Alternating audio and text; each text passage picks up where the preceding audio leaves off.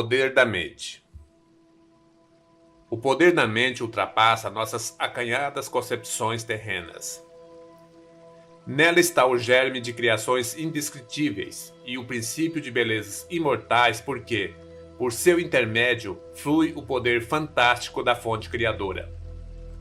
Se assim podemos dizer, a mente humana é a mente do Criador na sua mais baixa vibração cósmica, no que diz respeito ao princípio da consciência. No entanto, para nós outros, é o mais alto grau de evolução terráquea, tanto expressando a engrenagem da razão, como ampliando os instintos para um caminho sobremaneira divino à fraternidade.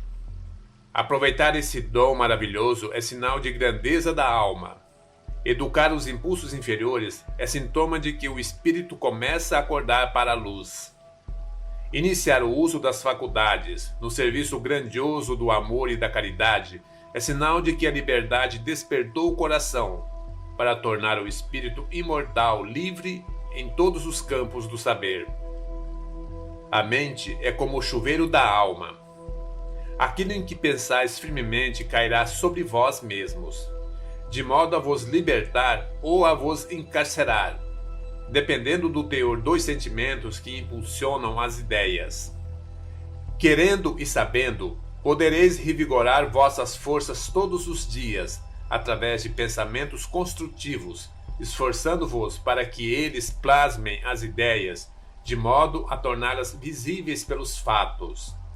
É muito justo que isso estudeis, com atenção, obras que vos levem à educação dos impulsos mentais, mas que, juntamente, tenhais ao lado uma companhia que nunca falte, experimentada nas lides das reformas morais, consciente dos deveres perante as leis e sempre pronta a trocar experiências, que são tesouros imortais do coração. A amizade pura faz germinar o amor e esse amor desata a vida em variadas direções. Apresentai-vos como candidatos, meus filhos, para a mudança da vida que levais.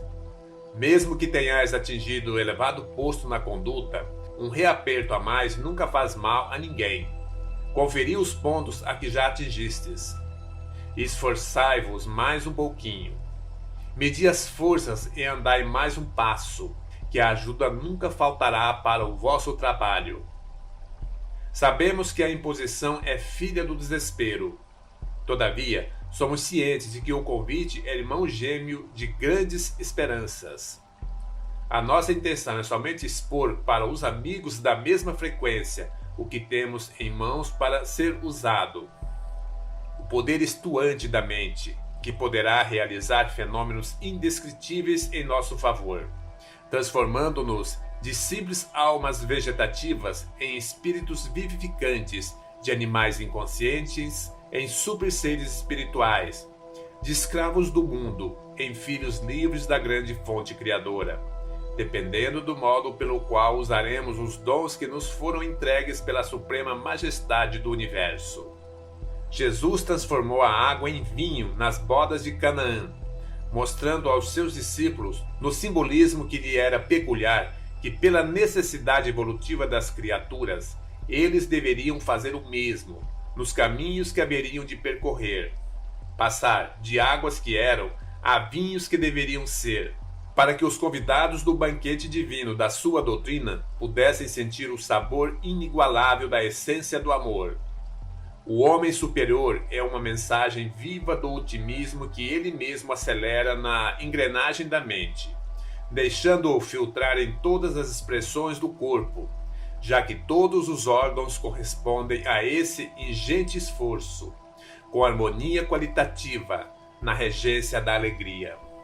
O ser superior é aquele que desconhece o ódio, que esquece a ofensa, que perdoa sem condições a todos os ataques que, porventura, a ignorância lhe desfechar. É bom, sincero e justo. Conhece o poder que tem e sabe usá-lo tanto para seu benefício como para o conforto dos seus semelhantes. Respeita todas as leis, por saber que elas lhe asseguram a felicidade. Quando fala, parece que de sua boca sai algo encantador, usando o verbo como veículo mensageiro de esperança, de saúde e de coragem aos que o ouvem. Nunca é atingido pelo meio ambiente, por saber espiritualizar os fins. A sua mente uma fonte qual a que o Cristo usou para dar de beber à samaritana. Quem tomar de sua água nunca mais terá sede, e essa fonte jamais se extinguirá. É superior ao tempo e ao espaço em todos os quadrantes da criação, mas, para atingir isso, é preciso educar o poder da mente. Texto de Miramês, da obra Horizontes da Mente.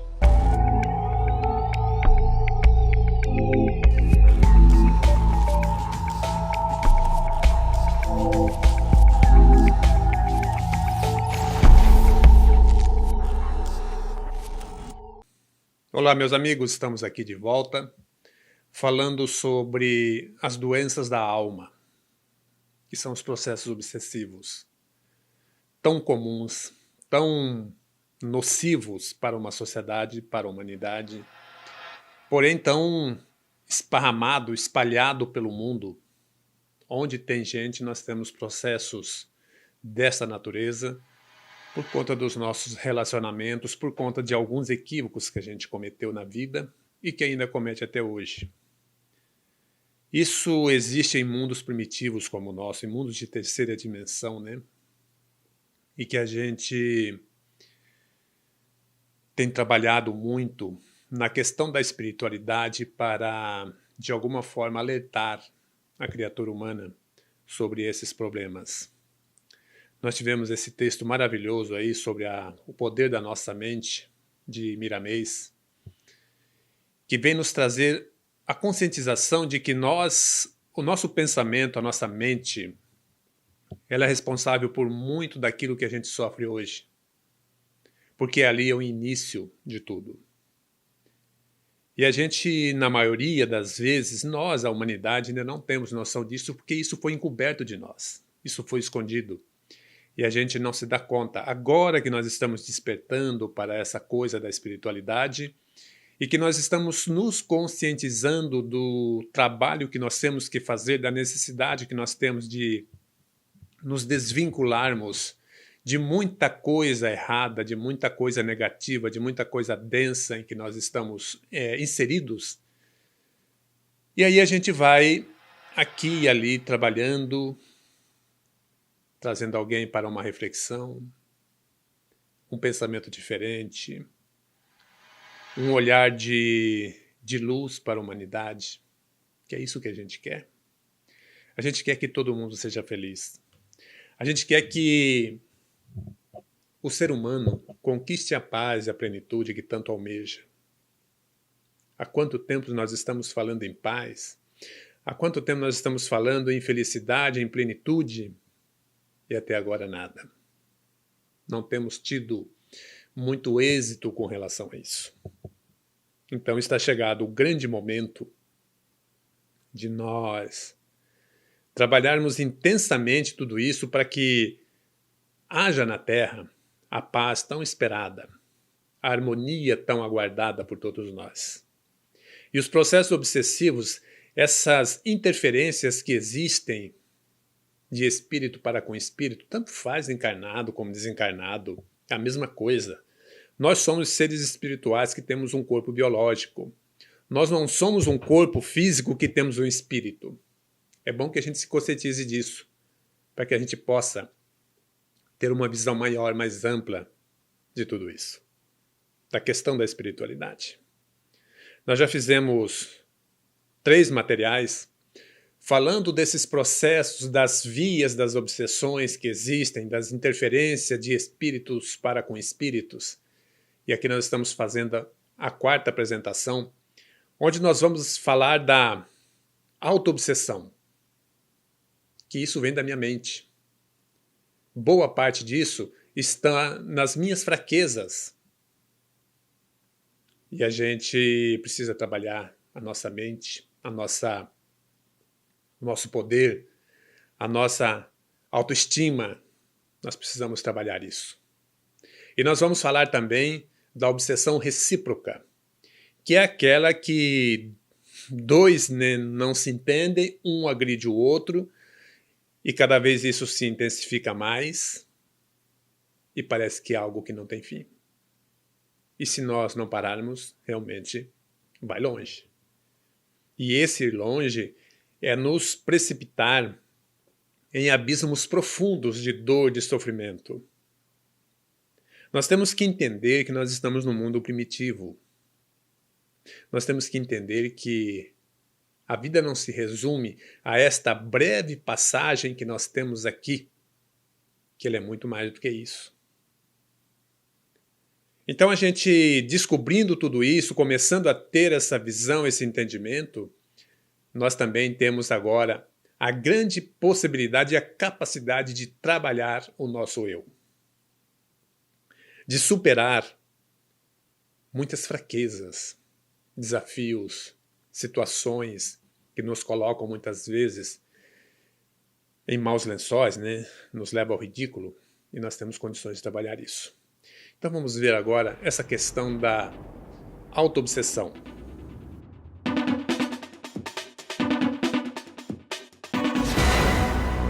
Se a obsessão é uma coisa tão ruim, como que posso eu me obsediar? Mas acontece. E acontece muito mais do que a gente imagina. Como a gente costuma atender muitas pessoas, de cara muitas vezes a gente já percebe isso. A pessoa nos busca já com um pensamento elaborado, dizendo que alguém a persegue, que ela não é feliz por isso, por isso e por isso, porque tem um espírito que ela não sabe identificar, mas que fica perseguindo ela. Ela não tem noção disso. E a gente logo percebe que o verdadeiro obsessor dela é ela mesma. O homem não raramente é obsessor de si mesmo. É o que assevera o codificador Allan Kardec, já na sua codificação. Quem não leu a codificação, seria bom ler. Neste caso, principalmente o livro dos médiuns. Tal coisa, porém, bem poucos admitem. A grande maioria prefere lançar toda a culpa de seus tormentos e aflições aos espíritos, livrando-se, segundo julgam, de maiores responsabilidades. Kardec explica: alguns estados doentios e certas aberrações que se lançam à conta de uma causa oculta derivam do espírito do próprio indivíduo. Tais pessoas estão ao nosso redor. São doentes da alma. São espíritos doentes. Percorrem os consultórios médicos em busca do diagnóstico impossível para a medicina terrena encontrar. São obsessores de si mesmos, vivendo um passado do qual não conseguem fugir. No porão de suas recordações estão vivos os fantasmas de suas vítimas, ou se reencontram com os a quem se acumpliciaram e que, quase sempre, os que requisitam para a manutenção do conúbio degradante de outrora.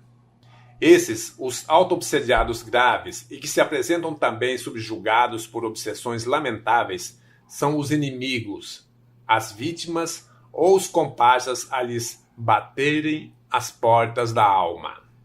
Mas existem também aqueles que portam auto-obsessão sutil, mais difícil de ser detectada. É, no entanto, moléstia que está graçando em larga escala atualmente. E na maioria das vezes a gente não percebe isso, mesmo trabalhando com esse tipo de problema que assola a humanidade. Um médico espírita disse-nos certa vez que é incalculável o número de pessoas que comparecem aos consultórios queixando-se dos mais diversos males, para os quais não existem medicamentos eficazes, e que são tipicamente portadores de auto-obsessão. É muito comum isso, muito mais do que nós imaginamos. São cultivadores de moléstias fantasmas. Vivem voltados para si mesmos, preocupando-se em excesso com a própria saúde ou se descuidando dela, descobrindo sintomas, dramatizando as ocorrências mais corriqueiras do dia a dia, sofrendo por antecipação situações que jamais chegarão a se realizar, flagelando-se com o ciúme, a inveja, o egoísmo, o orgulho, o despotismo e transformando-se em doentes imaginários, vítimas de si próprios, atormentados por si mesmos. Esse estado mental abre campo para os desencarnados menos felizes que dele se aproveitam para se aproximarem, instalando-se, aí sim, o desequilíbrio por obsessão. Quantas pessoas a gente encontra no dia a dia, e a juventude, principalmente, dizendo: eu não sou capaz, eu sou um fracasso, eu não sei por que eu vim ao mundo, eu não sei por que Deus me colocou aqui, eu odeio essa vida, eu não presto para nada, eu não dou certo em nada. Tudo isso é um processo de auto-obsessão. Você está colocando cada vez mais baixa a sua estima. Você está colocando cada vez em um nível mais baixo. Isto é frequência. Nós vamos fazer um vídeo sobre as frequências, né? Sobre a escala Hawkins. Nós queremos fazer esse vídeo para que as pessoas, vocês que nos assistem, possam entender como isso é importante, a nossa vibração, a nossa frequência, onde isso nos leva. Então nós vamos produzir esse material mais adiante e nós gostaríamos que vocês também assistissem para ajudarem no tratamento das suas problemáticas. Nós somos aquilo que pensamos.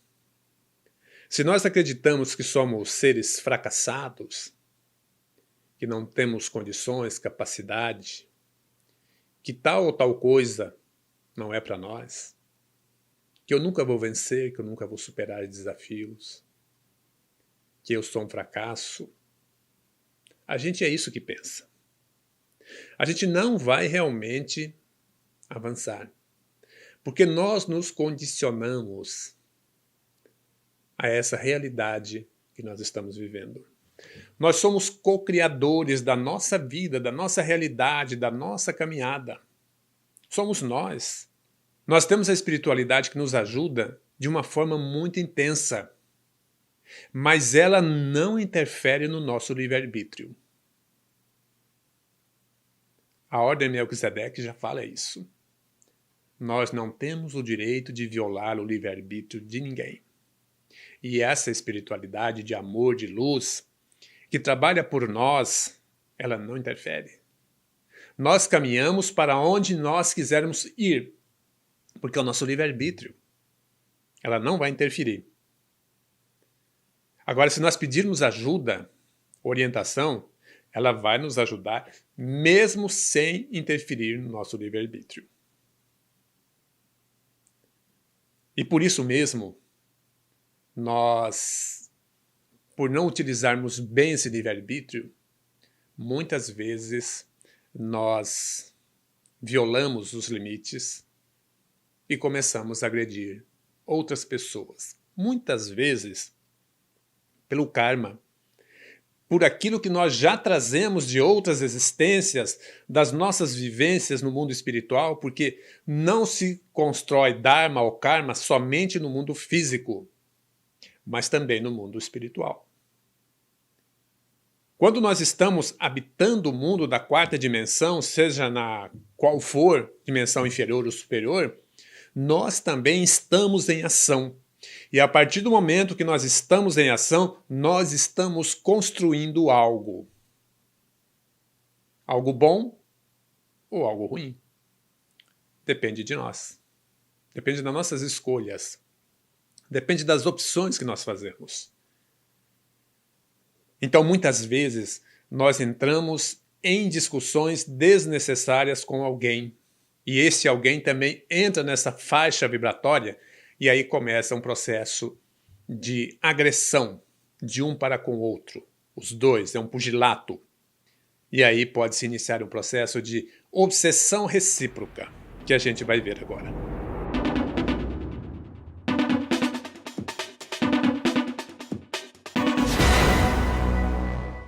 Parece uma coisa estranha, mas existe. E existe em grande número.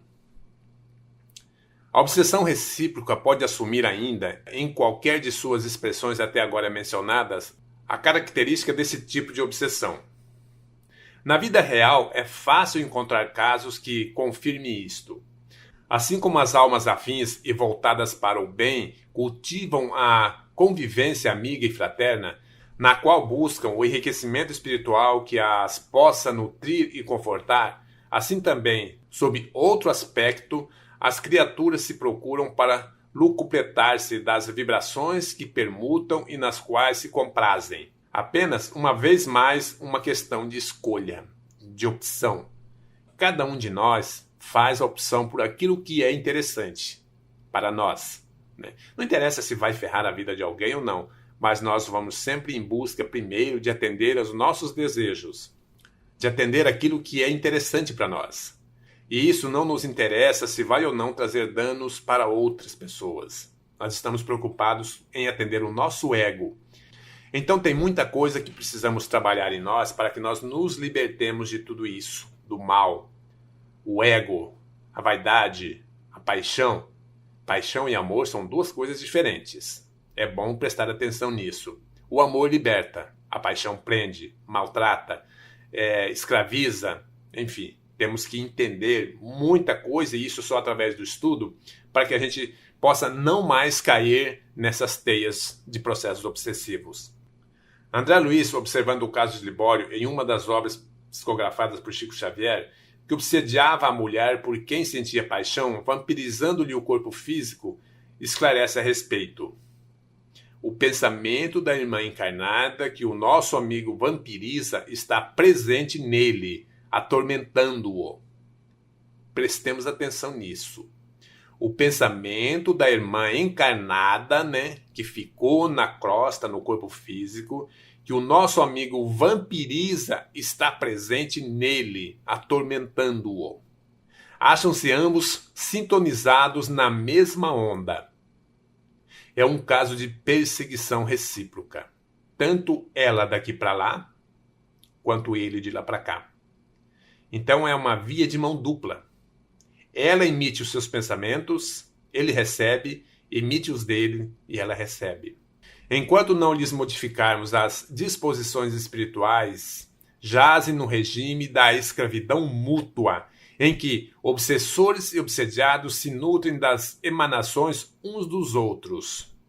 Isso é muito preocupante. Isso quando muita gente nos procura por telefone, por redes sociais, na casa que trabalhamos, Jesus de Nazaré, onde nós estamos, a gente procura orientar, fazer uma análise nessas pessoas para identificar o problema que ela está vivendo ou que elas estão vivendo. E aí a gente percebe esse tipo de obsessão muitas vezes para iniciarmos um tratamento de esclarecimento tanto para um quanto para o outro, porque é necessário que os dois sejam tratados. O obsessor, nós temos que lembrar, não é um ser mau. Ele é uma vítima de ontem, que hoje se acha no direito de cobrar. Quando há esses processos recíprocos, nós temos que entender que são duas pessoas, dois seres, duas criaturas que estão doentes. Ambas precisam de socorro, de tratamento, de equilíbrio. Essa característica de reciprocidade transforma-se em verdadeira simbiose quando dois seres passam a viver em regime de comunhão de pensamentos e vibrações. Isto ocorre até mesmo entre os encarnados que se unem através do amor desequilibrado, mantendo um relacionamento enervante, triste, doloroso, de brigas, de contendas, de desafios.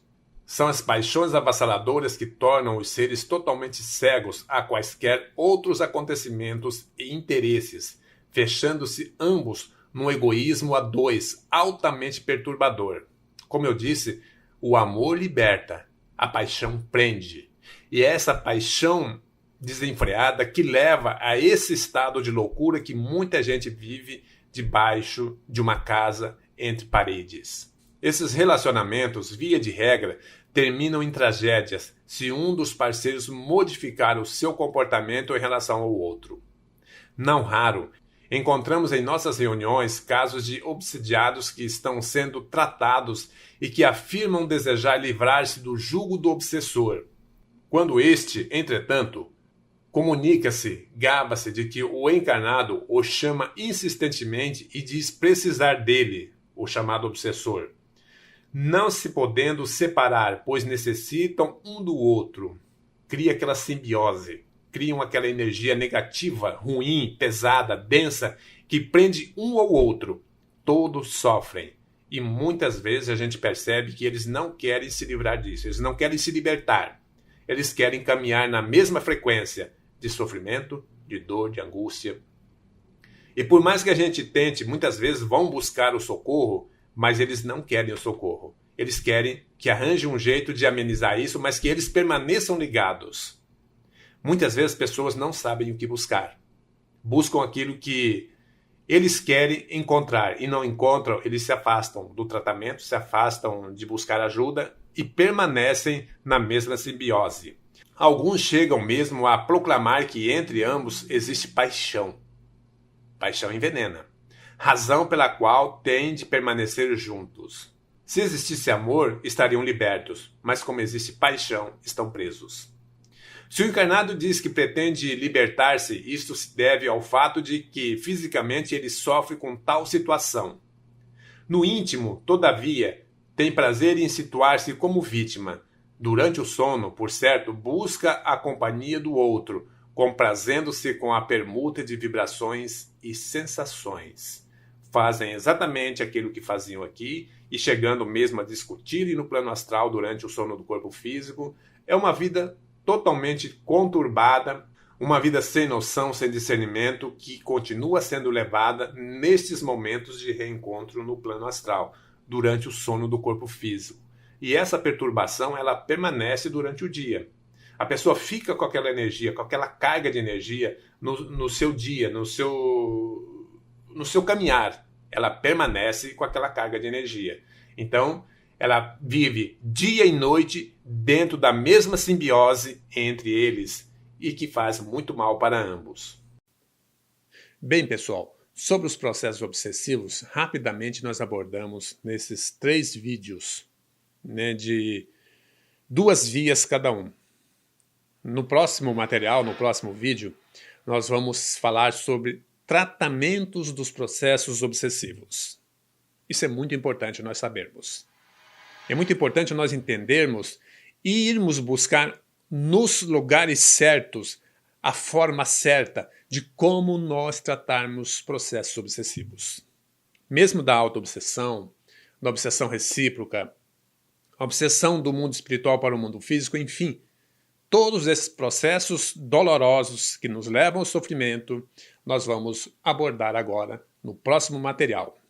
Grande abraço para vocês, muita paz, luz e harmonia.